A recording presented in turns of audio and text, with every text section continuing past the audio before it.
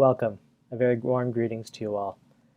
Thank you again for joining us for another Pariyatti Presents event. My name is Brihas Sarathi, and I'm here on behalf of Pariyatti as its Executive Director. We're grateful that you've all joined us today. For those of you who are not already familiar with Pariyatti, we're a nonprofit charitable organization based in the USA. Our mission is to enrich the world by disseminating the words of the Buddha, providing sustenance for the seeker's journey, and illuminating the meditator's path. Pariyatti imports books from around the world, reprints books, publishes new titles, and converts existing material into digital formats. We protect and provide an enormous catalog of Dhamma resources in many languages and formats that otherwise would not be as easily available. We offer many free resources, such as the Pariyatti Learning Center, the Treasures of Pariyatti, Dhamma Storytime, and the Daily Words for Inspiration via email, RSS feed, and our mobile app. We offer most audio and video material, as well as many ebooks and audiobooks free of charge, including a large number of resources for students of SN Goenka. We also organize donation-based residential Pali workshops and facilitate pilgrimages for Vipassana meditators. Due to the pandemic, however, these had to be cancelled in both 2020 and 2021. We're hoping to restart these two popular offerings soon. For more information on Pariyatti, please visit our website at pariyatti.org. In the past, our events focused on discussions with authors whose books we've published. Today's offering was inspired by a book we published over a decade ago called Realizing Change, Vipassana Meditation in Action. In Realizing Change, we're given access to voices from around the world who share in-depth accounts of their apprehensions before undertaking a 10-day course in Vipassana, their experiences during the course, and the subtle yet profound experience of change activated by the practice of Vipassana. People from every walk of life, every country and culture, every age have found Vipassana a steady anchor in the gale-force winds of change that buffet us. By facing reality head-on through direct observation rather than reacting, impermanence itself becomes the very medium of transformation. So along the same lines, today we're continuing our series of Pariyatti Presents events in which we share Vipassana meditators' personal stories. Today we're happy to welcome Sébastian Bernier, who has graciously agreed to share his story with us today. Please note that today's session has been pre-recorded and there will not be any questions and answers after the presentation. After watching this event, if you are inspired to share your own personal story of your journey with Vipassana meditation, please contact us at volunteer@pariyatti.org. Without further ado, I give you Sébastian Bernier. At 12 years old, I joined Army Cadets. And so I told my mom when I was 8, I'm going in the Army. After I told her the day before I was going, I will be a train driver. But the day after I said, Army! And I never changed my mind, you know. And then I joined Army Cadets at 12 years old. And 12 years old, 13, 14. And then, you know, always being with Army Cadets. But then I was growing in the street as well. I had like, I don't want to say bad friends, but you know, I was kind of flirting with groups and gangs, and you know, when I was young. But Army Cadets always attract me more on this side. So I stayed in Army Cadets, and then I have some little issue with police and things like that. You know, stealing car or stuff like that. And then at some point I was 17, and then I've been brought in court, and then I talked to the judge, and then he said, so I heard you want to go in the Army. And I said, yeah, I would like to go in the Army. He said, well, I don't know if you can go with a criminal charge in your file, you know. And then I was, wow, okay. He said, well, I'll give you a chance, but you're better to join the Army like now. And I was, yeah, okay, I'm joining the Army now. And then, well, yeah, I applied, and then I joined the Army. I was 17 years old. So I served in Canadian Army for 20 years. And in 2010, I've been deployed in Afghanistan for 4 years, 2007, 8, 9, 10. And when I came back last time in 2010, well, I felt I was not going well at all. And I felt that before, a few years ago, previously, but they didn't really look at it. And I was, it's okay, just keep going, just pushing. And I was with Special Forces as well, a new regiment in Canada called Canadian Special Operation Regiment.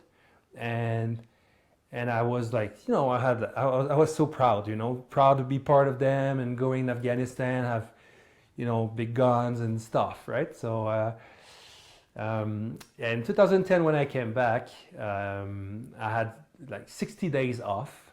I was in Afghanistan a Friday, and by Monday, I was back in Canada with 60 days off. And then jump in the car, and then left the base, and I arrived at the T junction just to turn left to Montreal or right towards Vancouver, example, and I had the blackout. So like a serious blackout, and I just don't remember, but I curtained, like kind of the curtain closed, and then when it opened, I was like anxious panic attack, and it was really intense. And then I was crying, and I was shocked. I was, whoa, okay, something wrong here. So I decided to turn around, went to the army hospital, and then asked for help. Then they put me in the system as someone injured, and I knew when I was driving to the hospital, my career will probably go down from that at that point. Then I met a specialist, and right away they put me on medication, and so for the following 7 years, I've been seeing psychologists, psychiatrists, social workers, and I've been on medication. I did, I follow-ups for every day. Every day of the week, I was there. Like Monday, psychiatrist, Friday, psychiatrist, and then Tuesday, Thursday, psychologist, both, and then Wednesday, social worker. And every weekend, when weekend was coming, I was, oh my God, would I make it through the weekend this time? Because a lot of friends of mine were suiciding at that time from the army, and I was really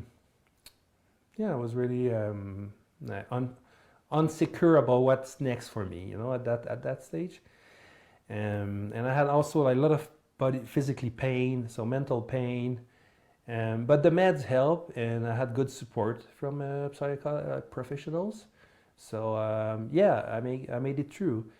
I heard about Vipassana in 2016, and it was a friend of mine. I went to visit her for a day, and she was like, "Oh, Sam, I'm so excited to see you. And you know what? I'm looking to do something called Vipassana, and it's a retreat, silence retreat. At this place, you don't eat much, you don't touch anyone, you don't talk, you can't write, you just sit and meditate." So, and then she said, "I don't know if I can do this." And I was, what? You dress with, this hippie clothes, and you burn incense at your place, and you have meditation cushion at your place. I mean, that sounds like you, no? She said, "No, well, it's 10 days, and I don't know if I can do it." So I was like, well, it looks cool. Do they work? Do they teach how to breathe at that place? She said, yeah, it's about breathing too. And I was, oh yeah, oh wow, I'm looking for a breathing course or something. Sounds serious. Maybe I could give it a try. And then she said, "Oh yeah." She said, "You never experienced anything like that?" I was like, "No." Then came in my mind. I was like, "Oh yeah, in the army. Yeah, I think I did a similar course as this. It's called. Well, we were not talking a lot. We were not sleeping a lot. We couldn't not do anything. Stress position. Really like kind of suffering. It's called resistant to interrogation. So it looked like pretty similar, and yeah, I think I would like to give it a try." And then a year passed when I think I forgot about it, and also I look at merit here at the center to eventually register, but it was always full. So I looked, I think 2-3 times in the interval of a few months, and it was always 3 months waiting list full, and I was like, well, I don't know if I can do this course, And one night, like a year after she told me about it, the course, I was in the bed, and then during the night I was sleeping, and I woke up like Vipassana! And then I was, I need to do that course, you know? So I got my phone and I look at, I think it was 2 a.m. and I was, Vipassana, okay, whatever, there is a course I can join like soon, I'm doing it. And then I saw an open spot in Alberta, Youngstown Center. And it was in 4 days. And I was like, 4 days. And then I went through the registration process. And finally they contact me a day later and they said, yeah, you can come. So I was driving my bike to the course. And then I don't know if anyone would show up on bikes, you know, that'd be cool. And then, then I show up, park the bike, look at people and I was,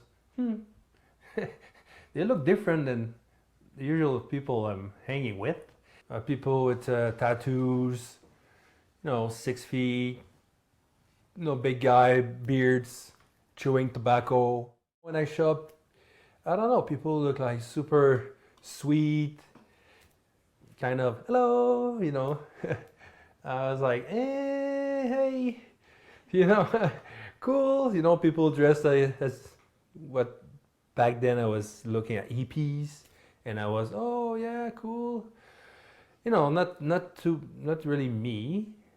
I felt as just as what it looked like, and I had a lot of judgment, a lot of first impressions, and be like, oh, hippies, and so that registered, and then wait outside till the course starts. So, and then I met a guy, and the guy said we were talking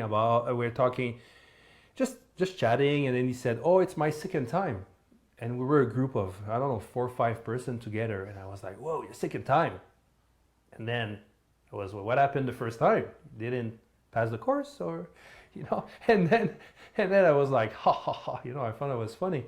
And he was like, and then he was, oh, no, just come back to refresh my mind or something. And I was, refresh your mind. I mean, something not clear about the first time? I don't know, because in the army, you don't do twice the same course. If you do it twice, well, you failed the first time, right? It's just, that's how it is.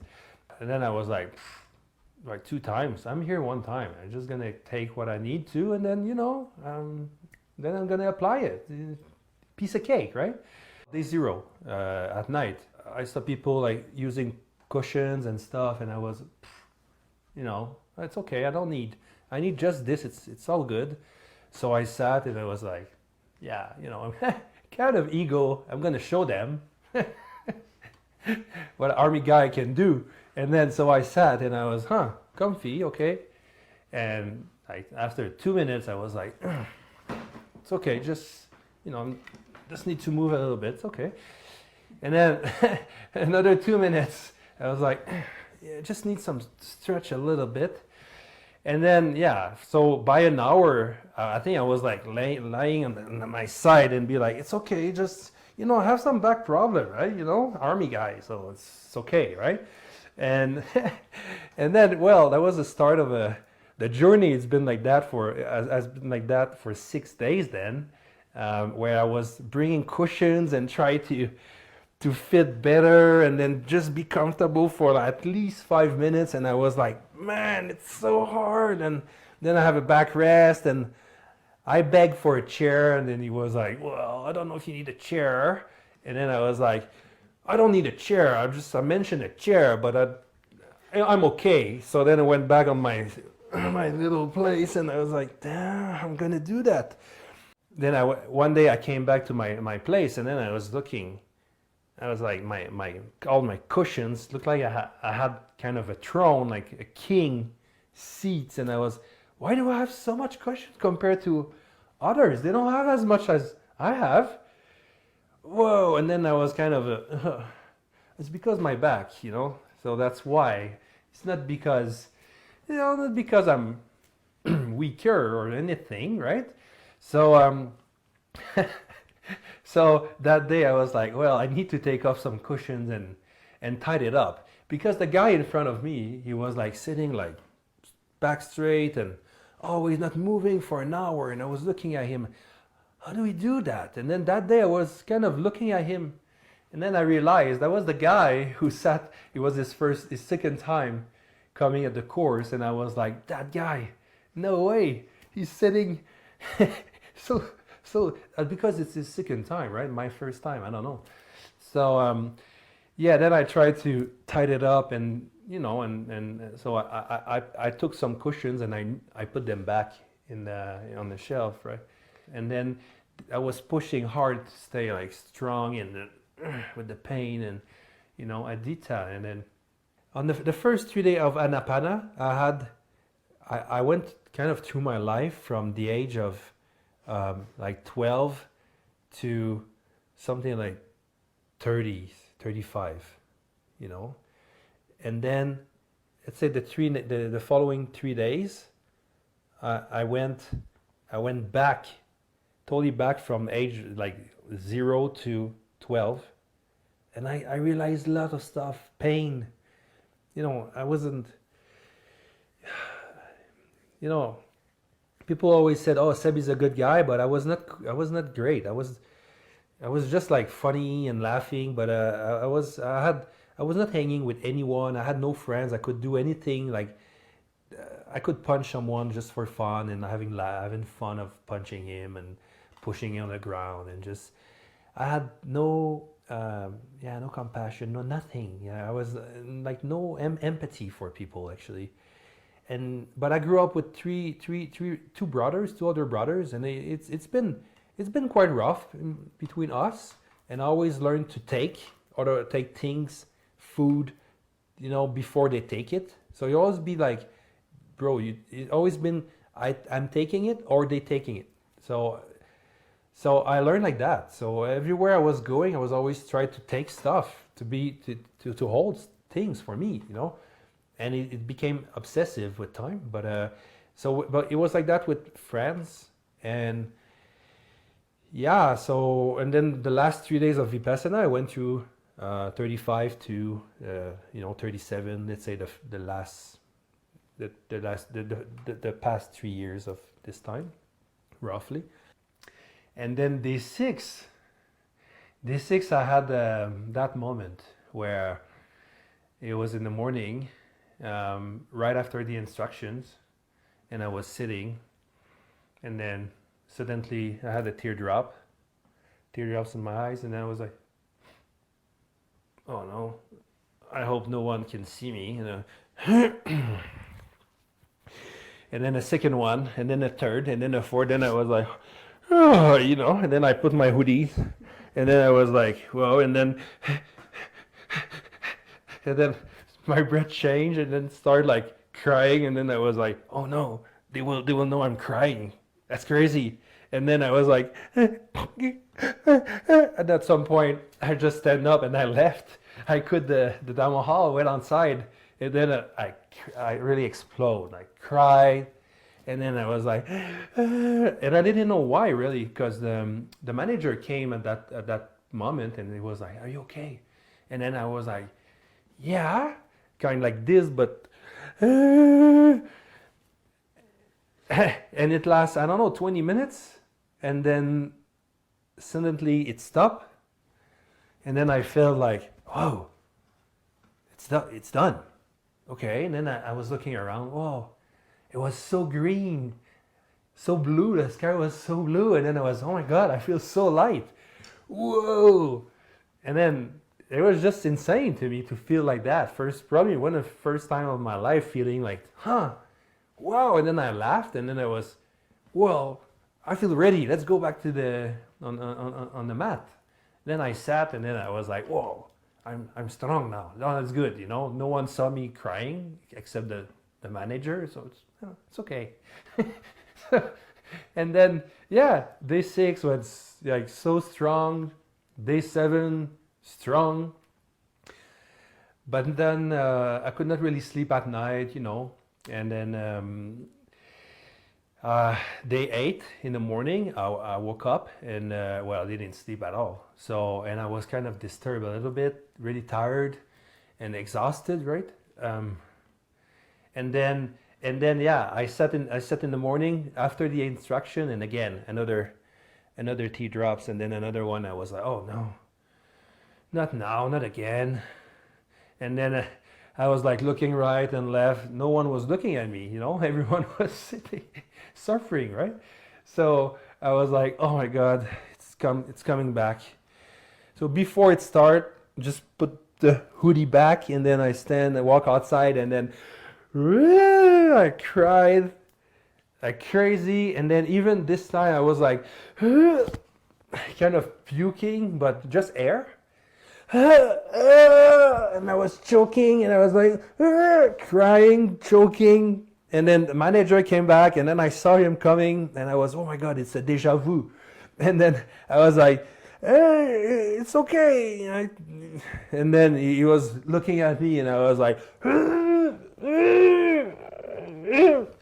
and it lasted half an hour, and I was, oh my God, so exhausted. I was just on the wall like, oh my God. And then again, it passed. And then I looked at the sky, it was so blue. The tree was so green. Everything was so colorful. I was like, no way, that's crazy. After the first storm and the second storm, I went to Daniel. I was like, I cried. Me. Can you believe? I felt like, and he was like, no, I cried, like really, like and he was, it's okay, let it go. And then I was like, what? Let it go.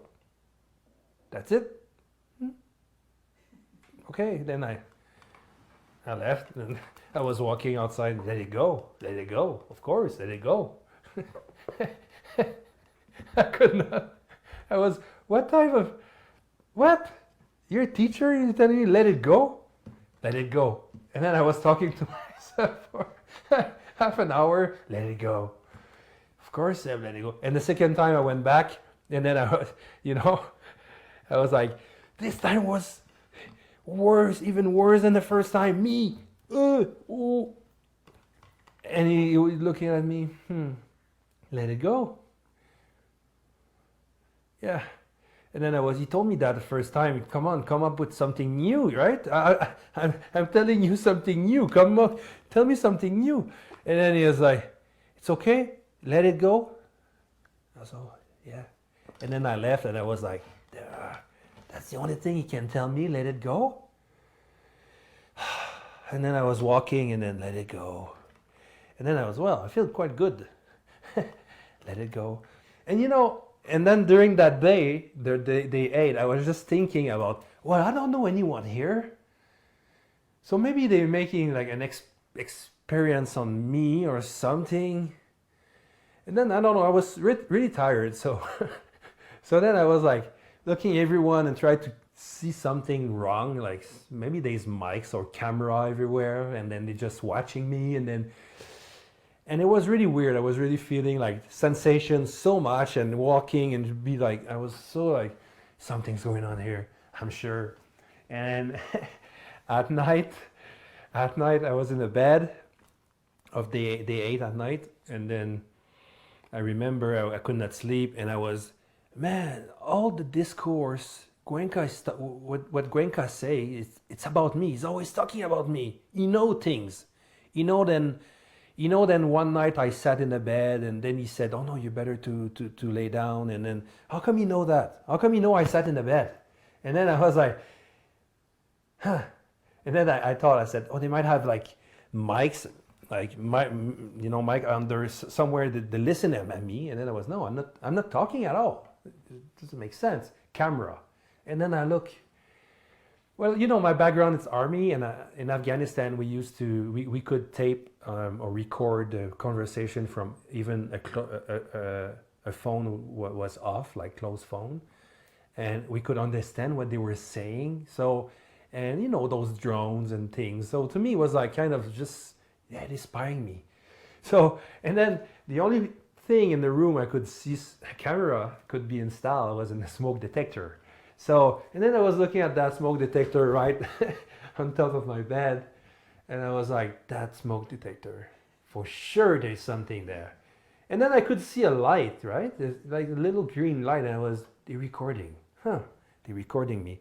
And then, like super calmly, I grab my headlamp and then I put it on red light. And then I was like, and and I was, and I jumped, I stand on the bed and then I look at the smoke detector and I'm sure there's something. And then I tried to undo it and I could not, so I just like, I just pulled it out of the ceiling with all that dust falling. I broke it actually. And then I sat with the headlamp in my mouth and I was like dissecting the smoke detector to find the camera, but yeah, there was no camera in that smoke detector. So I was like, why? Okay, I broke the smoke detector now. And I was like, well, I don't know what's going on here, but I'll find out tomorrow. So, and during that time, I had kind of a band of music, like a rock band in my head for like 12 hours previous. And it lasts all night. And I was just hearing like, like drums and guitar and I was, oh my God. And I tried to let go, but it was so hard. And in the morning, day 9, I was totally toast. And then I walked for breakfast, barely eat, and then sat. And then I was like, so broken, you know. It's really first time of my life feeling like destroyed like that, like just like I don't know, can I talk to the teacher? And then I met the teacher and I went there. I walked to him and I was limping like it was no more like, you know, strong Seb. I was like I need help. And then he was looking at me with so much compassion, and I was like, why you do that to me, you know? Then I sat and I was like, and I look at him, and then I just cried. I was like, I don't know what to do. I'm so exhausted. And then he was looking at me, not saying anything, just, and then I was like, so hard. And then I have no more energy. I'm done. And then suddenly I just look at him. But if you tell me I need to, one more day, day 10, like Gwenka always saying, one more day, you know, push yourself, you know, your battle, keep battling. And I was like, if the battle is not done, I'll come back. I'll be back. I'm okay. And then and then he looked at me. He said, "Oh no, it's okay. You did your work. You know. You just relax now. You know, enjoy your course, and you can calm down and sit and just enjoy the food, the center, and just relax. Tomorrow day 10, you know. So start coming back and then I cried again, and then deep cried. You know, just like oh my god. And then I was about to leave, and then I was, I broke the smoke detector, by the way. And then he was like, what? With a smile, I was like, well, you know, I don't know you guys, right? So, and wasn't sure if you put a camera and was spying me. And then he just exploded.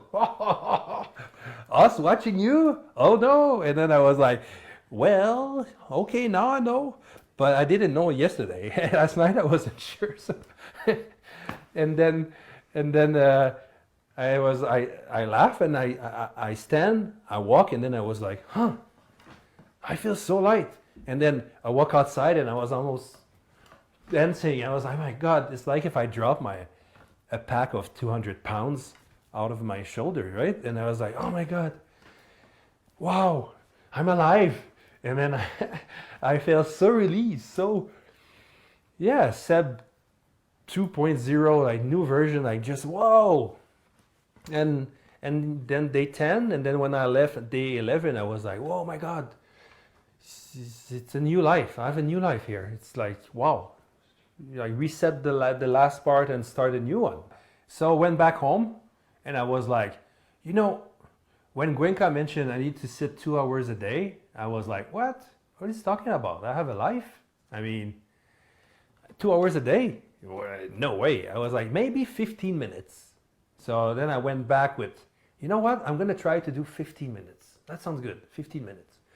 So I went back home, and they recommend to sit on the first night. So I went back home.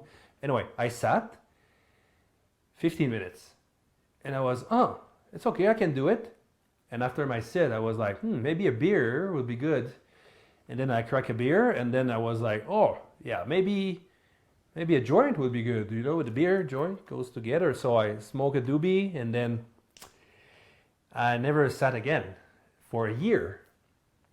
And then I was like, after a year, I was, I should go back and try again, be that guy I met the first time who said, it's my second course. I was like, no, it's me, So, so I registered, went for a second course, and I was here in Merritt. I came for the second course ready, like, okay, this time I'm prepared. I know what's gonna be when I'm gonna go deeper, like even deeper, and then I'll be alone in my room. I'm gonna train. I'm gonna be strong. I'm gonna sit really early, and then all those expectations. I'm gonna be so strong this time, like no cries. Yeah. And then day 0, I came. I registered. They gave me my room, and then I walked in the room, opened the door.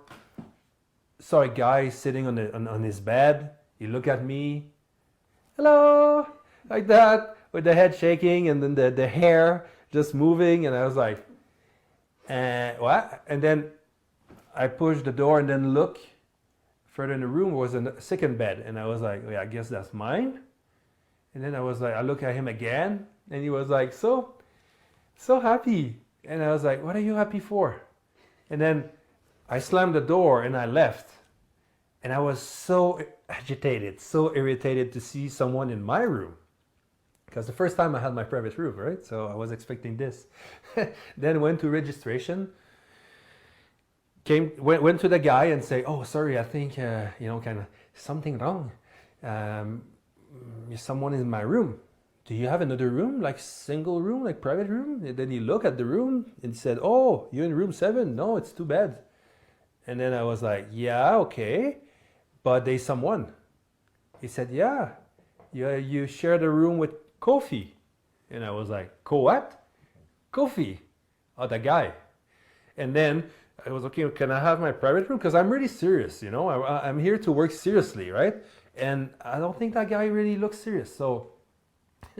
So he said, well, that's the only room left. So yeah, that's your bed. I think, yeah, that's for you. And then I was, oh, okay, thanks. Then I turned around, went back on the men's side. And then I was so mad. So like, I can't be here. This is not for me. That place is not for me. I'm here to be serious with that clown. I mean, I can't do that. I mean, I need to work seriously. I don't have time I'm not here to waste my time. And then I was walking back and forward. I'm better to leave. For 2 hours, I was like, I need to go. I'm not staying here. This is not for me. This guy is just like, oh, no. He's going to play around. I don't know what he's going to do, but he's going to disturb me. And I was really agitated about that. and then I saw him quitting the room at some point, and then I was like, yeah, okay, let's just put my stuff in the room. And then went in the room, and I was looking at his bed, like, and then put my the bags on my bed and stuff. And then I was, man, I can't be here with him for 10 days. Oh my God. And then he came back, hey, what's up? And then I was like, yeah, hey, hello. Here we go, he's talking to me. And then, then I think I left the room, and then I was, my God, I don't want to talk to him. He's bugging me. And then, then the group sit. So day 1 full day, day 2 full day, day 3 full day. During Anapana, I was like, this guy, I can't be in that room. I can't be in that room with that guy. He's disturbing me. Make no sense. I'm serious. I'm here to work seriously. And then, back to the sensation. This guy, And it lasts for 72 hours till day 4, Vipassana, when suddenly it just passed. And then I was like, I stopped thinking about him. And then I was like, okay, feel your sensation. And then it was gone. The guy was like, huh, he's okay. You know, he worked better than I thought. And then, yeah, day 5, day 6, day 7, day 8, I felt a little connection with him somehow. The thing he was doing in the room and I was doing, and tried to go outside of, leave the room at the same time and be like kind of bumping in each other and kind of just smiling a little bit. And then I was, he's not that bad, you know? So, and finally, day 10, when we could talk, I just realized, the first guy I talked with was him. And then we had good conversation and it was so good to talk to him finally. And I was, this guy is really cool. And we talked for hours, even the night from, day 10 to day 11. We talked all night, like till 2, 3 a.m. And then, this guy became one of my besties now. He's one of my best buddy for sure. So, and we stay in touch. We talk to each other a lot, and I love him. So he's a good guy. So, I learned few things from that experience.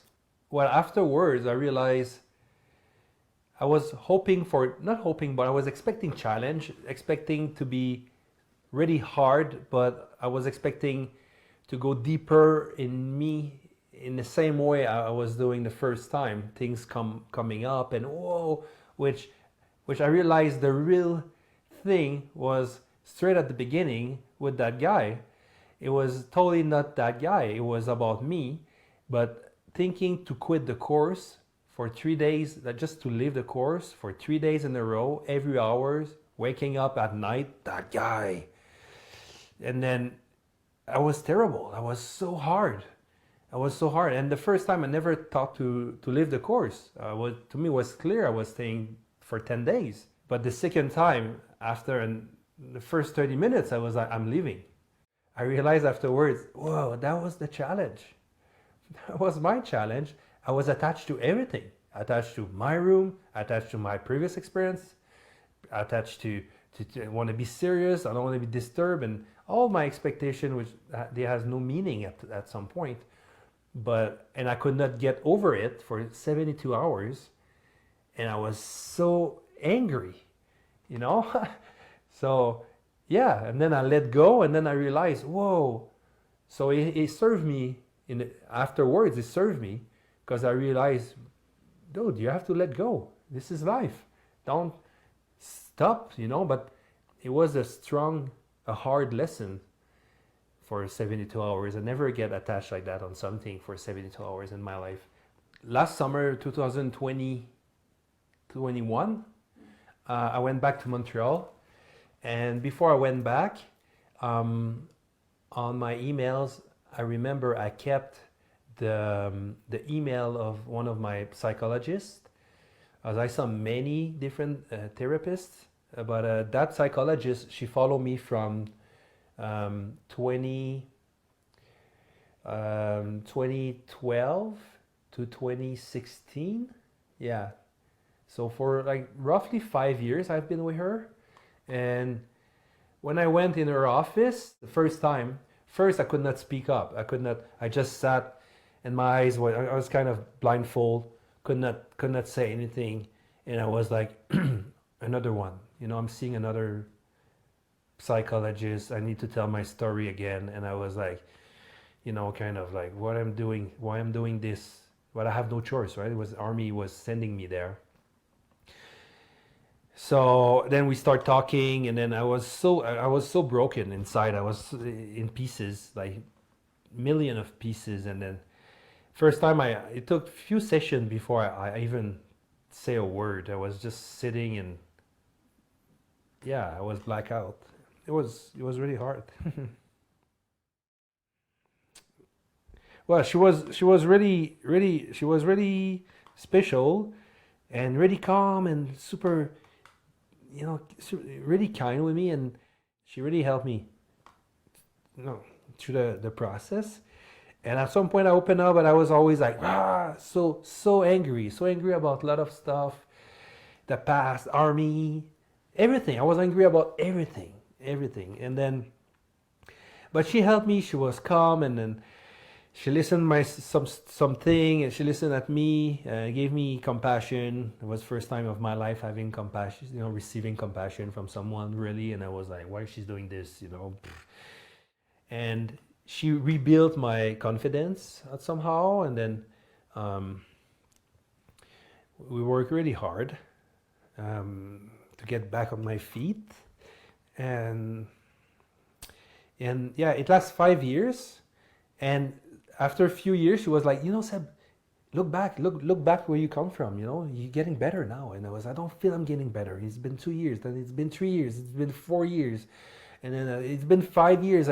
But 5 years I was going a little bit better, but the medication was, I had the right medication for me, which I stay on it for the 6 following years after. So, and then I was feeling like better, and kind of better control, not up and down, and less sad. So yeah, and then I moved west, so from Montreal to BC, to near Vancouver. And then I haven't talked to her for 5 years. So when I went back to Montreal 2021, I was like, I should give her a call and try just to see if we can chat, And I was, maybe I can tell her I'm practicing Vipassana. Maybe she know about it, And then so we met.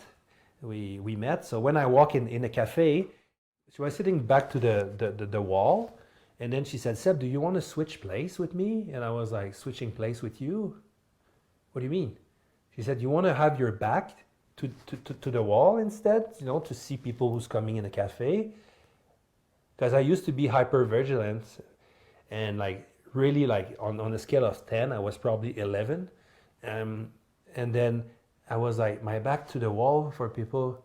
And then I look at her, and then, oh no. I said, it's okay. I don't need to do that. And then she was like, what do you mean? I was like, no, it's okay. I mean, I don't have this anymore. Oh, okay, cool. Then we kept talking, and then a few times we were walking outside. Big van was coming, and she was looking at me like, it's okay, it's okay. They like a lot of noises, or a van was coming from behind, like super loudly, and she was, it's okay, it's just a van. And I was like, why are you telling this? Oh, just because, just make sure you're not jumping. I was laughing again. No, I don't do that anymore. I don't do that. And she said, what about your nightmares? Nightmares? No, it's gone, done. She was like, what are you doing? And then I was, well, I want to talk to you about it. Sit. And then we sat in the park, and then I start sharing the story. I said, well, and I met that technique called Vipassana, and you know what? I felt like I went through like storms on first courses, then I did a second one, then I served, I read books, books and kind of things. I don't know what happened actually, but I changed a lot. And then I felt ready, and then in 2019, January 1st, I decided to really stick with the art of living, to try the art of living. And I got ready for 3 months. I practiced every day, most of the every day, and I was okay. But January 1st, 2019, I'm stopping drinking, weed, everything. It's done. It's enough. I can't live a life like this forever. It's enough. So December 31st, at December 31st, I was drinking wine with a friend. And then, I was like, oh, I can't do that anymore. I don't want to be that guy anymore. And January 1st, I sat in the morning. I left. I went to my place. I sat an hour, and then I sticked with the practice, and I stopped everything that day. So the following month of January, I face I face storm nightmare, shaking. I, sh- the the physical reaction of just staying clean from everything. It was really hard. I had panics. A lot of stuff happened, but I was like, it's okay. Sit and just observe. And I was I was telling myself, anicca. You know that word they keep saying, like anicca. Let it go. And it'll pass. And it works. It works. I suffered, I have to tell. Um, but I went through, and then, so that was January 2019. February, I was okay. And and then I was like, you know what? I want to do a sit and serve now, like back to back. And then flew to Hawaii and did a sit and serve. And yeah, in March. And then since then, I never touched anything. And when I came back to after March, I came back to my place, and then I took the garbage bag and I said, okay, all that weed, I had a lot of stuff at home. It was there. I was just never really took care of it. Alcohol, everything, put that in the garbage bag, and I was like, all those pipes I had everywhere, lighters, everything. It's done. I know I'm not gonna. There's no going back on this.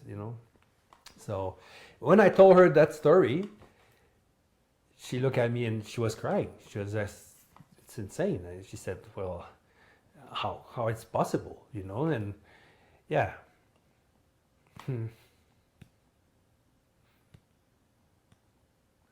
Yeah, just felt yeah, it's awesome.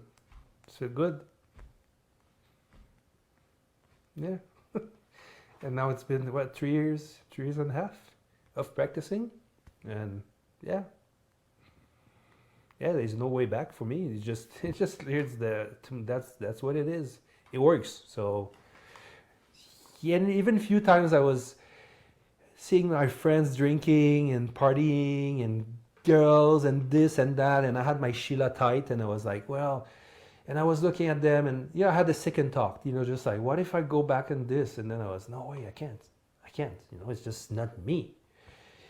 So, and even those persons, I was like, and you know what, please, I changed a lot, and I don't want to really hang with you anymore. I think let's cut the ties. I'm just not there anymore. And someone else contacted me a few days ago, and I was like, bro, I think, the past is the past. It was good, was fun. I appreciate you, but I'm not there anymore. So, thanks reaching out, but good luck with your things. Just kind of. And he said, whoa, okay, good, yeah, thanks. And then, yeah, just end up like that, yeah. Yeah, that's me. First time I heard metta, I just like explode,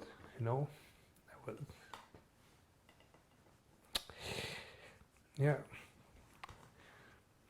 Metta, I realized I was, man, when he said, when Gwenka talked about, he said, it's always been about me, myself, my pleasure, da da da. It's exactly what it was, just me. And I had pain, Yeah. And I realized that for the following course too, course 2, course 3, course 4, course 5, course 6. The last course I've done last summer, yeah, it came up. I was like, man, just felt I was not a good son for my mom, So, yeah. But, I changed. The last 3 years I changed a lot, but I still improve. I think I keep improving. And with my mom, I moved back to Montreal. I bought that little condo, and I had a condo in my mind, but it was like at the third floor and just stairs to go there, and I knew my mom could not go. And I was like, in my head, I was like, no, you need the place with an elevator, so she can use the condo too, enjoy Montreal. She loved Montreal, and I was, that be for her too, And it was really important to me to do that for her. And it's not a big thing, but to me, just kind of first, when the first time thinking about her, you know. So yeah. And generosity, I was like, generosity, what's that, you know? At 30, at 38 years old, what's generosity, you know? I gave half of my muffin to someone, yeah, but because I was full, you know, so that's why I gave it. You know, oh, you gave some money to that person, yeah, but because she's going there and she's gonna buy you things, you know. So I always been a give to take. I give to take back. It's always been like that for me, you know. So realizing that, I was, oh, this is terrible. Why I'm doing this? Why? And when the first time I learned, I heard Cuenca saying people, there's 4 type of people traveling for dark side to dark side, bright side to darkness, and then I realized my God, I'm the guy going from dark to dark, and I was, oh my God, and that was a big shock. This is me. Again, he's talking about me. How come he knows all this from me, you know? And then and so I realized that I want to change this. It has to change. And wanting to do the second course, it was part of this. I was like, I need to stick with the art of living. I need to have a morality. I had no morality on anything. I was stealing, little things, always like taking. I know I was lying all the time, most of the time, not all the time. For my ego, I can't say all the time, but most of the time I was always putting a little lie here and there, and then it became just natural to, which I was, this doesn't make sense. Why I'm doing this? Why I say that? There's no point to say that, but it was just natural to amplify or to take or to look not bad, too bad, So, and sexuality, I was always with new people and just looking for something else and never satisfied. It's always been me. And I was, oh my God. That story of the endless, no bottom, the bucket with no bottom, that was me all my life, for everything. Army, never satisfied, pushing more, sports, performance, always try to be the best, and ego, and then fill up the bucket, never, not full yet, keep going.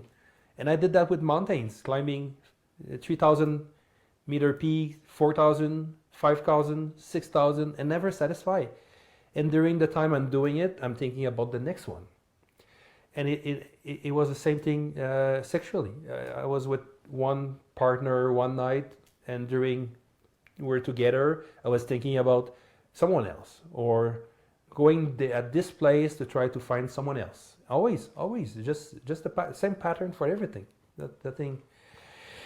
Yeah, and I can keep going for food, for alcohol, for weed. I was smoking till I was just like boom, like blast, and then I crash, and then night after night after night, day after day, always just, and then everything. I feel I fixed this with the practice. I felt that on the first course I was different after, but after the second course, the service, and then I maintained the practice, it changed. Everything changed. Everything. No more nightmare. I had some craving for a few months or so, and then weed a little bit more here and there, but I always like, no, stick to the practice the first year. And now it's so natural to not go, and that's why you're just like, no, thank you. I don't want to go on low value trip when I have my practice. That's how I feel. So, yeah. After 2 courses, I sat, and I was okay. Let's try serving. It seems it's really rewarding, and so came up for the service. And then we had that little introduction, and the manager said, "Oh, you can read books." And then I was, "Oh yeah, books? Which books?" And then they opened a little library in the kitchen, and I was like, "Oh wow, it looks so interesting." And then some people laughed a little bit, and I was like, "Not sure about it." Anyway, and then day one, serving, day two, then I was like, well, maybe I have some time to read a little bit. So I opened that library one day and I was, okay, which one will be the less boring book? So it took me a long time to find probably what looks to me the, the most interesting book. And I found the non-violent but non-pacifism book. And then I was, oh, it touched like army. So it could be interesting. And I just like read that book in, I don't know, half an hour or something like that. And I was, oh my God, he's so right. It's so true. What he was talking was totally touching things I've done, but in different mindset. And I was, wow, this is good. Put the book back, and in the same day I was, oh, maybe I could read another book. And then which one would be the second less boring book? So then found one book, then I start, okay, well, and then again I zip it. I just went through the book like in a day or something. And then, well, it went like that day after day. And then at the end of the 10 days serving, I went through like 5 or 6 books. And I was, oh my God, they're so good. I need to buy some. So yeah, that really realization of all the back scene of Vipassana also as well, to see how people work hard and try to, volunteer. I was like, wow, those people are volunteering. Wow. I mean, I was impressed. Why will you volunteering when you can make money? That was kind of my mind before. That's what I learned. I learned happiness, it's money, material things, blah blah blah. So I was kind of touched about it, and yeah, well, then I practiced, and then I realized I could serve more, and I was coming here at the center of Merit. Each time I was passing by, I was stopping a few days in between or something, and yeah, I serve in Hawaii as well, and I was, oh, this is really cool. I can meet new people as well during that time in the kitchen, like from other country or other ethnics, and this is really cool.